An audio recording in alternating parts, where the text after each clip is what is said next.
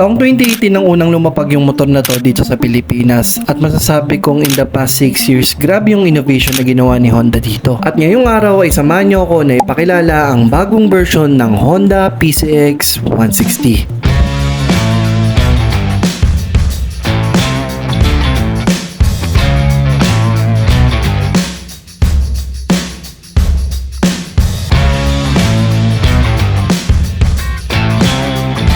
So we are here dito sa may Parañaque sa Honda Driving Center and i-test ride natin yung bagong-bagong Honda PCX 160 na 2025. So they have a two variants which is yung Road Sync na nilabas dito sa Pilipinas tapos yung CBS version. Mamaya i-test ride natin siya and papakita ko sa inyo kung ano nga ba yung experience sa Honda or bagong Honda. Let's go!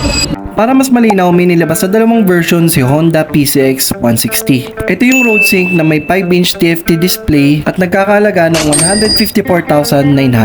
Yung pangalawa naman is si standard version na may parehas na panel gauge sa 2024 model at nagkakalaga ng 133,400. Unang binago ni Honda sa version ngayon is yung itsura. Kung makikita ninyo, mas naging mukhang aggressive yung itsura ng bagong Honda PCX compare mo sa lumang version nito. At mas lalo pa siyang na-emphasize nung magkaroon siya ng V-shaped daytime running light. Pagdating naman sa turn signals, mas lalong tumulis yung itsura niya. Isa rin sa mga nagustuhan ko rito ay kung paano nila binago ang taillight niya.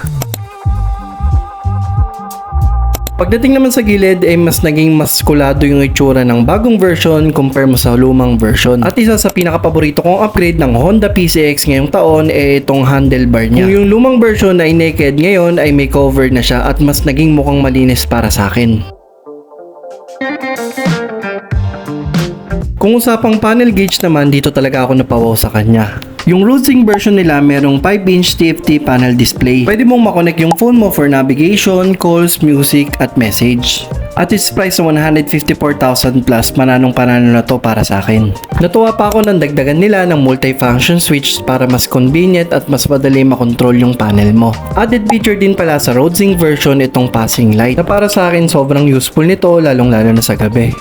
And isa sa pinaka-special na in-upgrade nila sa Road Sync version nila is itong nilagyan nila ng sub-tank itong rear suspension. Sa totoo lang nasatisfy na ako dun sa last version na suspension ng Honda PCX at mas lalo pa ngayon na dinagdagan nila ng sub-tank na sa kahit anong road conditions kayang-kaya sumabay nito. Pagdating naman sa gas tank, same pa rin naman na 8.1 liters. And as per Honda, kaya nito tumakbo ng maximum 46 km per liter. For the underseat storage naman, same pa rin naman na 30 liters na kasyang-kasya isang full face helmet. And para pala sa mga magtatanong, kung usapang engine naman, same pa rin naman siya with older version na may 4-stroke 4-valve SOHC liquid-cooled ESP Plus engine na may 157cc. Pero para sa akin, may minimal silang in-upgrade sa makina dahil nawala yung vibration at mas naging pino yung takbo niya. Para mas ma-feel namin yung pinagkaiba, pinatest ride muna sa amin yung lumang version. Ito tol, mga tol, hindi na tayo bago rito dahil na-test ride at na-full review na rin natin to. Ipakita ko sa inyo. Ito yung full episode natin. Itong ano na to, panoorin nyo na lang. Bali, ite-test ride ulit natin siya. After netong version 2, ite-test ride natin yung version 3 na 2025 PCX. So, tingnan natin yung difference nila. So, yun guys, hindi pa rin naman tayo binigo ng PCX. Yun pa rin naman yung yung comfort, handling, and niya mga tol, yung tawag dito yung cornering niya, tignan mo. Ganun pa rin naman. Ganda rin talaga. Okay, dito test ride yung braking system niya. Siguro tatakbo lang tayo siguro mga 60 kilometers, mga 60 kph, then brake tayo. Syempre, ganun pa rin naman, maganda ang braking kahit sabihin nyo ng sarap lang ang ABS neto. Brake.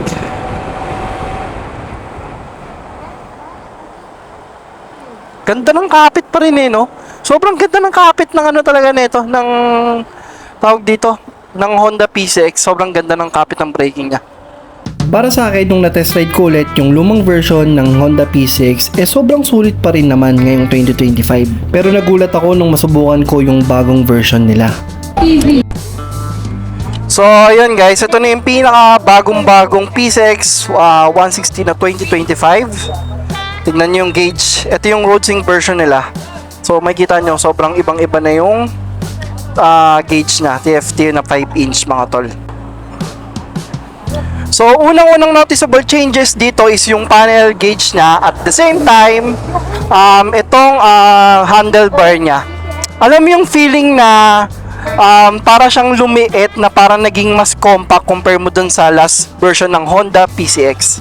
So, ayan siya. Ang ganda ng ang ganda ng panel gauge niya, natutuwa ako. Tapos ito, it reminds me yung Honda Forza sa ibang bansa, itong handlebar niya.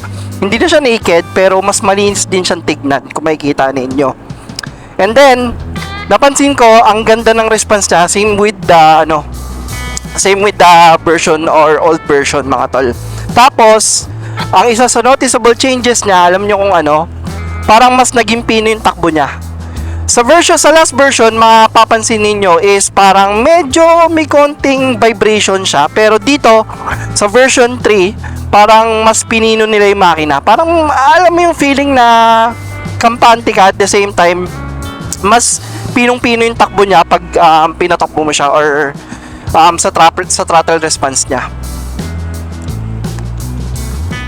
Sobrang nakakatawa. Same lang naman din, cornering, same na same, ganun na, walang pinagbago. Parang mas para sa akin, parang worth the wait kung sakaling ito yung hinihintay mo talaga na model ng PCX, itong 2025, guys. So, ganda ng ayan maganda yung response niya. Sobrang ganda ng response. Yan. Ayan yun. Yan, try natin. Okay, 34, 38, 30, 50. Brake.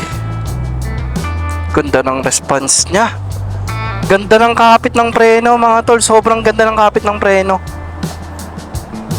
Tapos, yun nga, yung pinaka ko talaga sa kanya, na less yung vibration niya. Parang mas naging pino yung takbo niya. Mas naging pino yung makina. Sa preno, di ba, yung road sake, may ABS sa harap.